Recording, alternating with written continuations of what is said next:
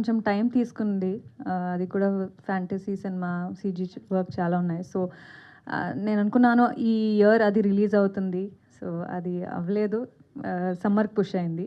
And ఇంకా 2 సినిమాలు, రవితేజ గారితో ఒక సినిమా, ఇంకొక కొత్త సినిమా అది కూడా చేస్తున్నాను. విశ్వంబర్ అంటే మీ క్యారెక్టర్ ఎలా ఉండబోతుంది? అది అంటే అది అప్పుడు మాట్లాడదాం. అశిక గారు, అంటే ఈ సినిమాలో కొత్త అబ్బాయి కదా ఆయన, మీరు ఎక్స్పీరియన్స్డ్ కదా, 15 మూవీస్ అట్లా చేసినట్టున్నారు.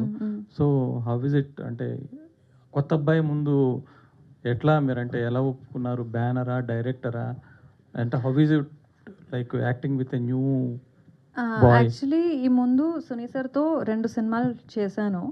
సో ఆ బాండింగ్, ఆ రిలేషన్షిప్ ఉంది మనతో. సో సార్ చెప్పారు ఈ ఒక స్టోరీ ఉంది అండ్ న్యూ హీరో అనేది.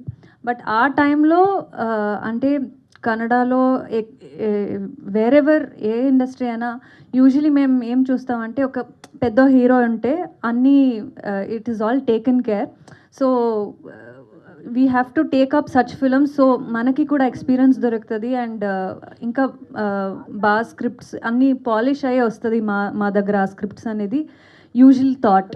కానీ ఈ సినిమా స్టోరీ విన్నటప్పుడు సార్ నాకు చెప్పారు ఇది ఇలాంటి స్టోరీ ఎప్పుడు దొరకదు అండ్ ఒక actor can, any actor for that matter, in one film you can perform 1 or 2 variations.